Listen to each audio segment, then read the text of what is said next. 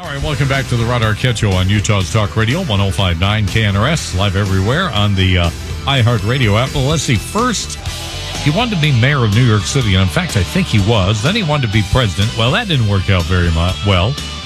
Then he wanted to fight gun control and put a lot of money out toward fighting gun control. Well, now he's got a new target.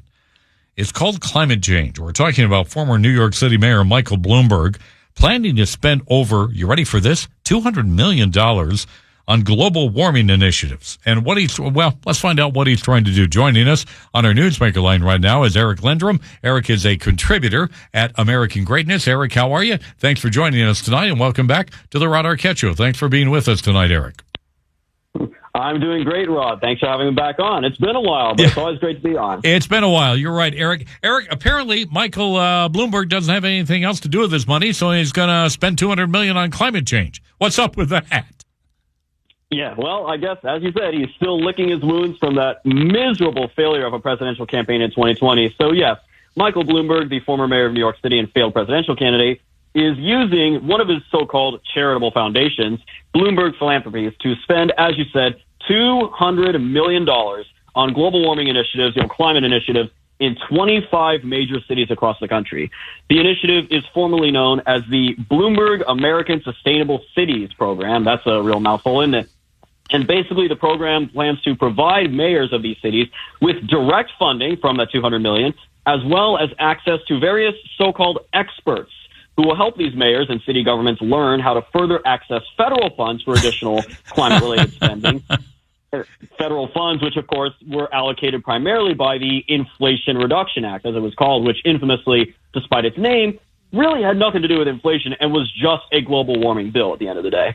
Sorry, Eric, I'm laughing at all of this because I think it just sounds so ridiculous what he's trying to do. I mean, a bunch of gibberish is what it sounds like to me, Eric.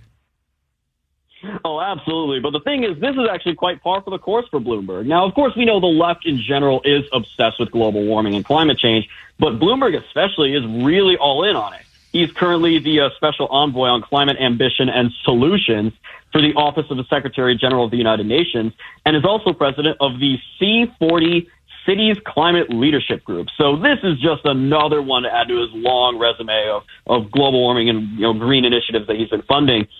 Some of the cities that will be included in this, again, 25 cities total, some of them include Akron, Ohio, Birmingham, Alabama, Montgomery, Alabama, Charlotte, North Carolina, Cleveland, Ohio, Nashville, Tennessee, and St. Louis, Missouri. So from sea to shining sea, his green initiative will be all over the place. Any reason, Eric, why these cities were chosen? Was there something really bad in these cities that he wanted to address? Why were these cities chosen? Any idea? Not sure, but if I were to guess, I think one big reason is that these are all cities, I do believe, that have Democratic mayors. And this leads more into the political strategy side of things, which I can't help. There are many implications here. One of which I can imagine is that this initiative, again, $200 million is a lot of money, even spread among 25 cities. It could work to strengthen the autonomy of these individual city governments and the power these mayors have, allowing them to act independently of broader state and federal governments.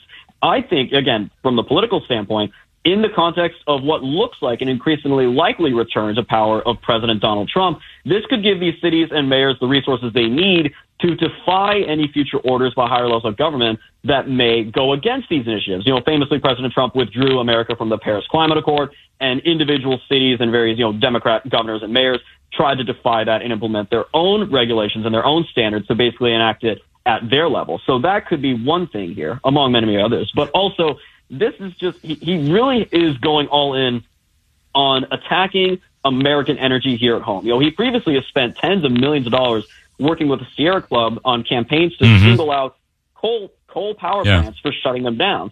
So this, of course, will lean more towards dismantling American energy in favor of green energy solutions. No more gas, no more coal, nothing like that.